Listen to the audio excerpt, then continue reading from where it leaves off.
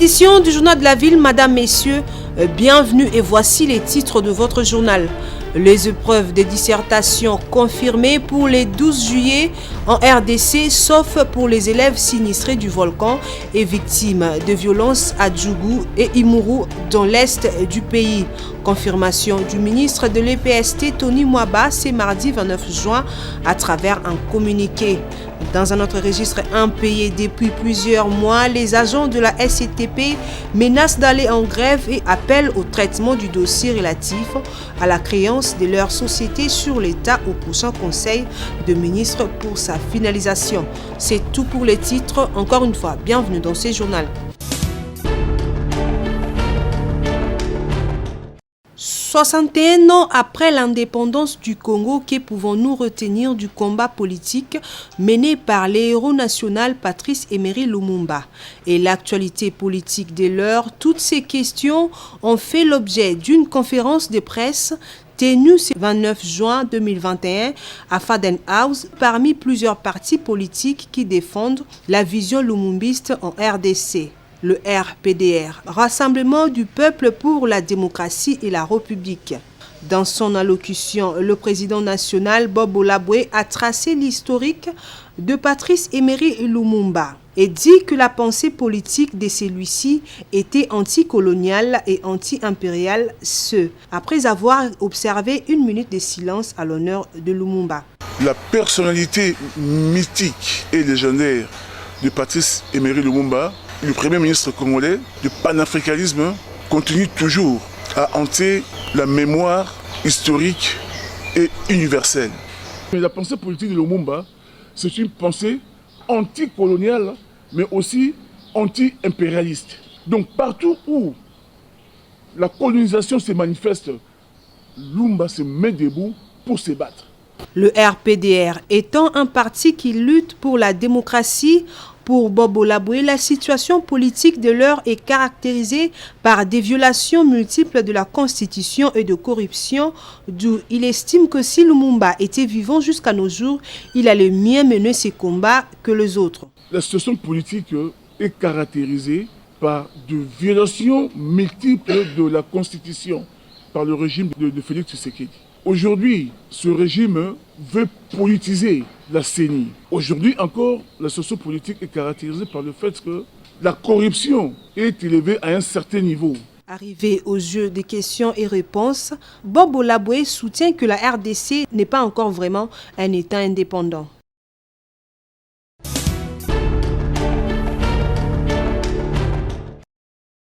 Le bureau de liaison avec le Parlement de la Senko, BLP Senko, poursuit sa mission de mettre en interaction la population et les élus.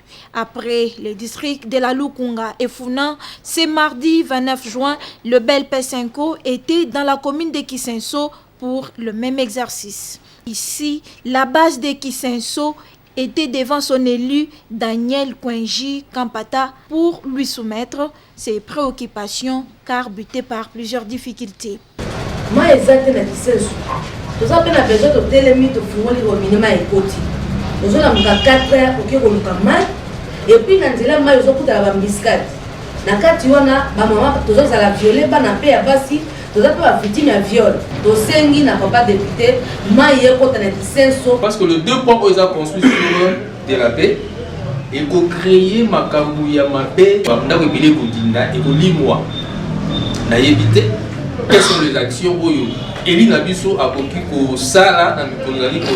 Face aux problèmes que connaissent les habitants de Kisenso, l'honorable député provincial de cette commune, Kwenji Kampata, s'est dit très touché et promet de transmettre les cahiers des charges de sa population à l'Assemblée provinciale. Qu'est-ce que nous faisons au fait au niveau de l'Assemblée provinciale de Kinshasa? Il y a l'état des routes, l'électricité, l'eau, la régie des eaux, tout ce que nos bases ont posé comme question.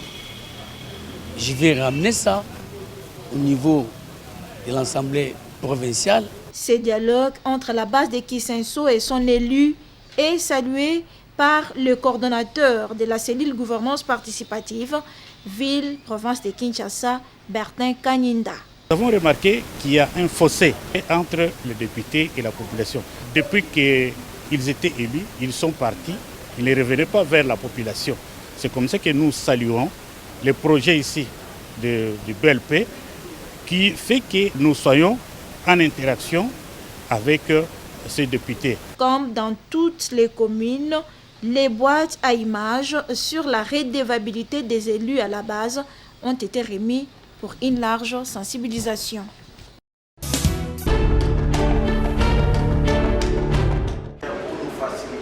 En vue de renforcer les synergies et la complémentarité des interventions en faveur de la santé des adolescents, le Programme national de santé de l'adolescent PNSA a organisé ce mardi 29 juin au Pullman Hotel une réunion de la Task Force de l'adolescent en présentiel et par visioconférence pour déterminer les niveaux de réalisation des recommandations formulées lors de la réunion de la Task Force de 2021 et identifier les forces et faiblesses et présenter les nouvelles orientations issues de la consultation régionale Organisation mondiale de la santé Afro et partenaires sur la promotion de la santé et du bien-être de l'adolescent, explique Pomme José Parcier-Clé, chef de division suivi et évaluation.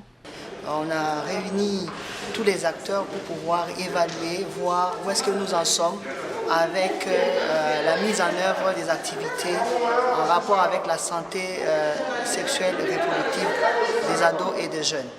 Parmi les grandes recommandations, il est important de renforcer la dynamique et cette synergie qui est en place, mais prioritairement mettre en valeur l'adolescent comme acteur au point de toute activité. Et c'est ensuite qu'on pourra évaluer les progrès de nos interventions en rapport avec la santé des adolescents, avec des chiffres et des données probantes. Présent à cette réunion trimestrielle, une paire éducatrice s'exprime. Chaque partenaire a présenté ses activités, ses difficultés et ses recommandations afin de mieux donner au trimestre qui va suivre. À l'issue de cette réunion de la Task Force, un rapport final a été produit, travail salué par le directeur du Programme national de santé de l'adolescent PNSA, Mbadou Mwanda, qui encourage les participants. Mais sachez que vous avez tous été à la hauteur de toutes les questions qui vous ont été posées, parce qu'au finish, les réponses à vos questions ont permis à la salle d'apprendre plus. Je pense que nous rentrons tous avec tout ce qu'il fallait. Tout est bien qui finit bien. Le rendez-vous est pris pour le trimestre prochain.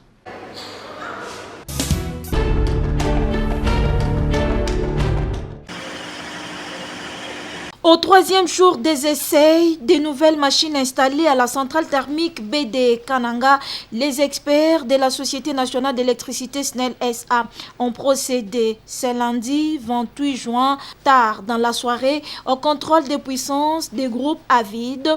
Ils ont vérifié la synchronisation des machines au démarrage, tester leur puissance et cela avant de procéder à des simulations de pannes pour juger le comportement de chaque groupe.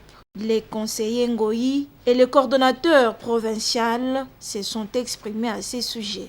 La volonté de la SNEL, c'est de pouvoir disponibiliser des équipements de qualité, des équipements qui peuvent nécessairement leur servir la population sans toutefois qu'il y ait des inquiétudes.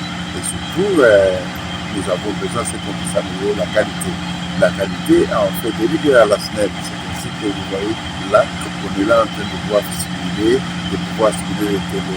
les pannes, de pouvoir voir si réellement ces groupes peuvent répondre et que ces protections qui ont été placées peuvent aussi en fait venir et isoler ou en fait protéger les risques. Le chef de l'État, quand il avait instruit la direction générale de la SNEL, représenté par M. Jean-Bosco Kayomukaya, il avait en fait dit à ce que la SNEL puisse tout faire pour améliorer l'alimentation de l'énergie électrique à Kananga. Alors, si vous regardez bien, la SNEL a répondu avec succès, mais nous ne sommes pas encore arrivés. On ne peut pas dire qu'on est arrivé au bout, parce qu'il y a encore 2 étapes que nous attendons. Quand, dans Jean-Bosco la centrale de Katembe viendra, à ce moment-là, la clientèle sera beaucoup plus en fait à l'aise avec l'arrivée de cela. Mais pour le moment, avec le peu que SNEL vient d'installer, nous disons que la SNEL est en train de prouver qu'elle est en train d'accompagner le chef de l'État dans son programme de rectification de la République. La SNEL, Kananga, en plus, c'est pour vous, ça me dit. Les fruits, tout le monde est là, ils aiment le machine à tout le monde capacité qui est tout, par rapport à la matière. Et nous pensons aussi que les clients tout, et puis quand la 10 ans, comme on a monsieur, nous, tout à fait alimentaire, il doit déjà se conduire. C'est tout dans le monde qui a passé, pas mal de gens, tout va changer, zéro va tout faire. Que bon monsieur, on va faire la il faut un zéro, on va tout monsieur, on va se battre. La Sologne est pas quoi à bout, donc même monsieur, on va faire la tout le monde machine à petit peu.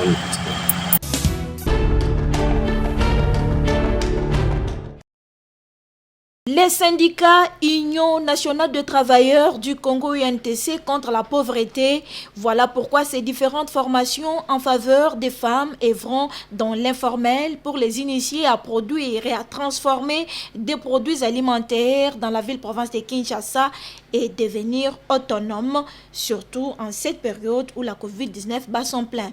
Ce lundi 28 juin, un groupe de 60 jeunes filles et femmes ont bénéficié d'une formation pour fabriquer les jus à l'aide du tangawissi, les yaourts et des galettes. Une formation mise en pratique sur place. Les bénéficiaires se réjouissent et remercient l'UNTC. Ça la pratique, la formation, il y a ça jus. Jus aussi to sali yango après to teki yango. Balingi bafami bando ko dépendre bango moko bazala na sima mutu te bazala pe na sima ya mobali te. Et pour la coordonnatrice du projet, Blandine Camizelo, ce module de formation a commencé depuis 2020 et se poursuit. En 2020, nous avons formé les 12 leaders dans le cadre des secteurs informels. L'objectif du projet, c'est quoi? Nous sommes en partenariat avec la CGCLB, le syndicat belge. C'est pour aider les femmes du secteur informel à produire et transformer les produits alimentaires. Comment faire le yaourt, comment faire la pâtisserie et puis les jus. La crise de la COVID-19 est déjà dans nos murs et en initiant ce projet, l'UNTC veut monter une coopérative qui va aider les filles et les femmes à se prendre en charge, explique Blandine Camizelo. Vous savez que pour le moment, le secteur formel représente que 2% par rapport au secteur informel. Nous trouvons les emplois plus dans le secteur informel que dans le secteur structuré. Et avec la maladie, le Covid, qui bat son corps, en tout cas pour le moment, les emplois, en tout cas, ont diminué. Déjà, vous voyez, on commence à utiliser les robots.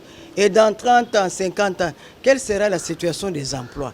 Pour prévoir 30 ans et 50 ans, donc il faut arriver maintenant à former. C'est en partenariat avec le syndicat belge CGSLB que cette formation est rendue possible par l'Union nationale de travailleurs du Congo.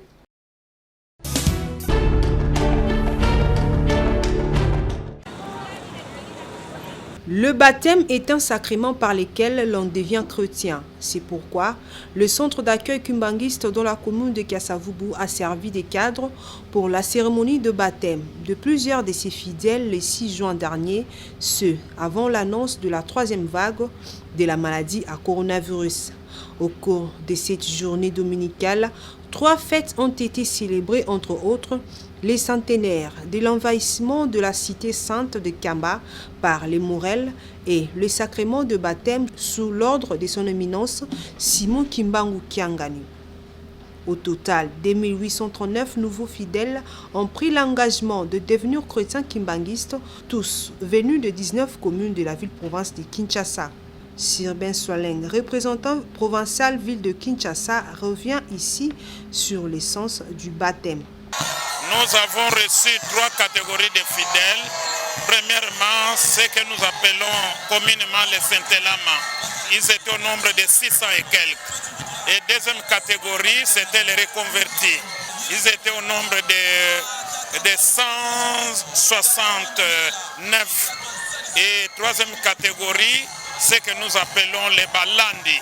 Ils étaient au nombre de 2014 personnes. Donc au total, aujourd'hui, nous avons reçu, nous avons baptisé 2839 nouveaux fidèles ici à Kinshasa. Donc c'est une joie pour toute l'église kimbanguiste, car le baptême, c'est le sacrement par lequel on devient chrétien. C'est-à-dire nous faisons l'incorporation dans la famille chrétienne, dans la famille kimbanguiste. Et c'est par le baptême qu'on devient chrétien, raison pour laquelle quand Jésus-Christ, Fils de Dieu, a reçu le baptême, il y a un témoignage qui est sorti, qui est venu du ciel, déclarant que celui-ci est mon fils bien-aimé sur qui je fais confiance. Un défilé de baptisés a clôturé cette cérémonie.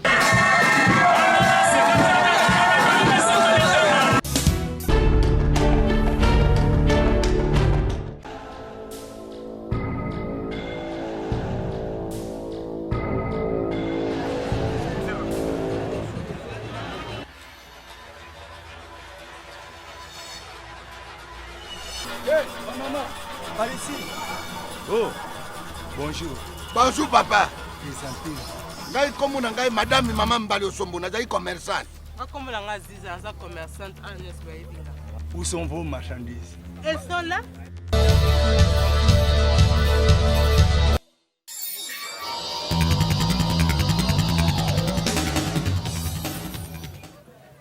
Désolé. Vos marchandises sont périmées. Et lesquelles là? Oui. Je lui avais dit. C'est périmé. C'est triste. J'ai bien dit, vos marchandises, yayo na yaye, elles sont impropres à la consommation. Aïe, ça tout pour. Papa, tout solo là. Faisons un arrangement à l'amiable. Veut dire? Faire la coopération bilatérale. Donc, coopération gagnant-gagnaka. Ah, vous avez des termes, hein? J'ai bien dit, vos marchandises sont avariées, périmées. Et on les cache. Fin mission. Gaou. Chef, les marchandises sont avariées. Gaou. Chef. Avarié ne tue pas les Congolais. Congolais kufaka na microbite. Tikanga na solo la na bango. Allons tout droit au but. Papa, mutuno anaza kilo Et bene kutu pete. Yanga mpe mosusu yango. Biso na biso tokende kobomana na ndenge nini wana. Yo kutu tiko tak. Tako tiko. Vous êtes sauvage, hein? Allez, venez avec moi dans mon bureau. Chers compatriotes, la corruption favorise la mise sur marché des produits périmés. Pour une alimentation saine, combattons-la. Ceci est un message du RECIC, réseau d'éducation civique au Congo, avec l'appui de 11-11-11.